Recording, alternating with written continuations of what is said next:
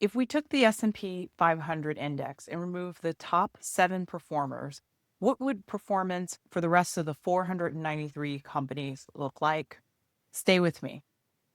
As a financial advisor, there's a lot of work that goes on behind the scenes in managing people's money and managing people's portfolio.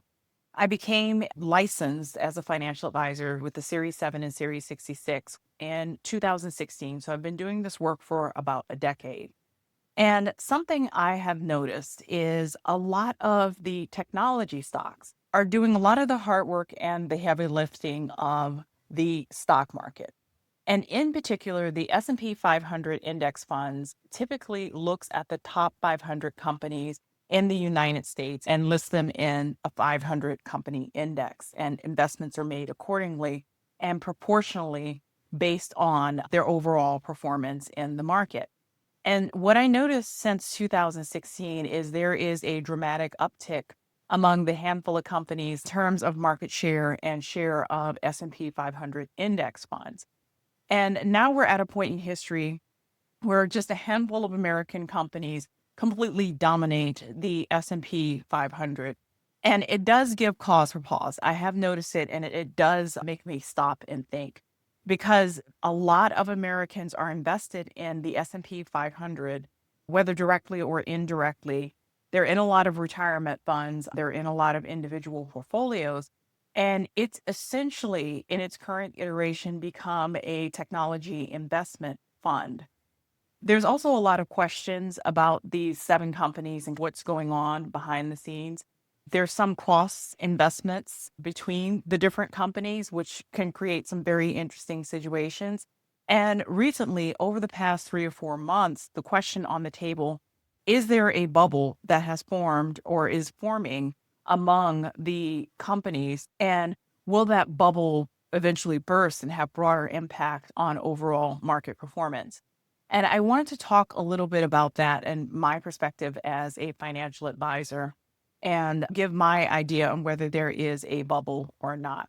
It's interesting to watch the run up of these technology stocks, and a lot of this is predicated on AI or what we think the potential of AI has for our society.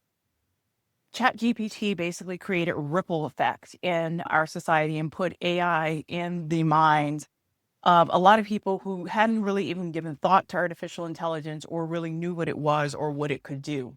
And I think once people began seeing what ChatGPT, even like the first iteration of ChatGPT could do, it opened the floodgates and is currently transforming American society and the American workforce.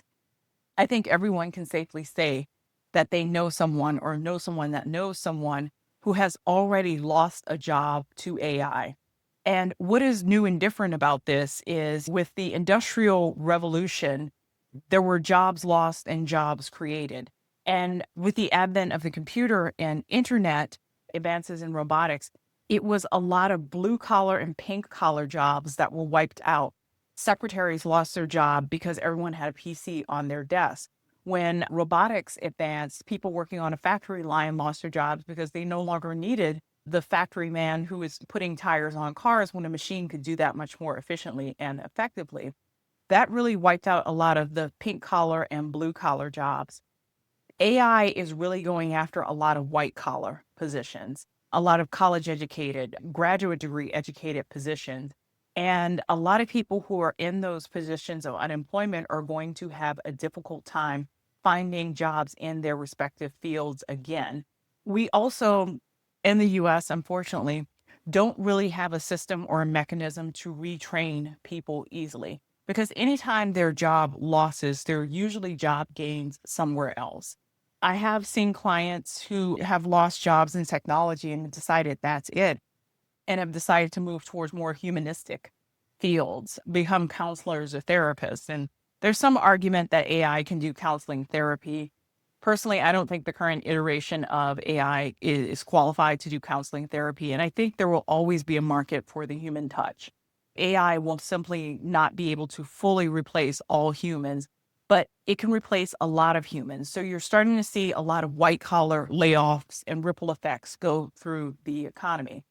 The question is, can AI really replace those jobs? People believe that AI can do. A lot of times, companies will lay off people and then realize that AI really cannot do what a human could do and end up hiring some of those people back or some of those people back in a more temporary, maybe contractor position. But my point in saying all this is that it is undeniable at this stage, late in 2025, that AI has had an impact on the labor market of the US, and that will likely accelerate over the next few years as AI becomes more sophisticated. Now, going back to the seven technology companies and the S&P 500 index fund, do I believe that there is a bubble forming based on those seven companies dominating the S&P 500? Potentially. Each of these seven companies have taken very heavy bets on the future of AI. And what's really disturbing about that is that we do not know the full effect of AI. We don't know once AI reaches a certain level what that is going to do to the labor market, what that's going to do to the consumer market, and what that is going to do to the world. We really don't have a mechanism in our society to mass train people who lose their livelihood due to AI. And what do we do in a society where fewer people need to work? If America was in a different situation and a different political landscape, maybe we would have conversations about retraining, re educating people. Maybe with AI coming in and doing more of the work, how about shortening the work week from 5 days a week, 8 to 5, to 4 days a week from 9 to 4, and using and harnessing some of that technology to give humans back more of their humanity? Unfortunately, we're just not in the position to even contemplate or discuss that. So we're on this collision course with AI and AI technology. And most people, most Americans have absolutely no idea, no preparation for what is coming next. I think potentially we are in a bubble with each of these seven companies. They're investing a lot of money and a lot of time in an unproven technology that we have no idea how is going to impact the world or even their own markets. They may be investing in a technology that ultimately puts them out of business or ultimately helps a competitor or ultimately helps another industry in some way.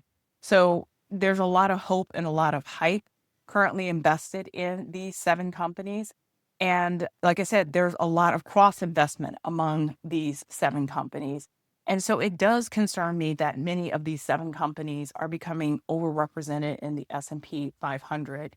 And in an ETF, which is an exchange traded fund, it's not actively being managed. So there's no one to really go in and feng shui things to balance out the S&P 500 ETF index fund. And so you're just along for the ride. It does make me nervous. I think that advisors are aware of this and are making balances on the back end to account for this. For people who are more DIY and may not have really looked in to the composition of the S&P 500 index fund, they may be caught more off guard. This video is not advice, and I'm not giving advice based on my own portfolio or what I have done or what I have done in client accounts.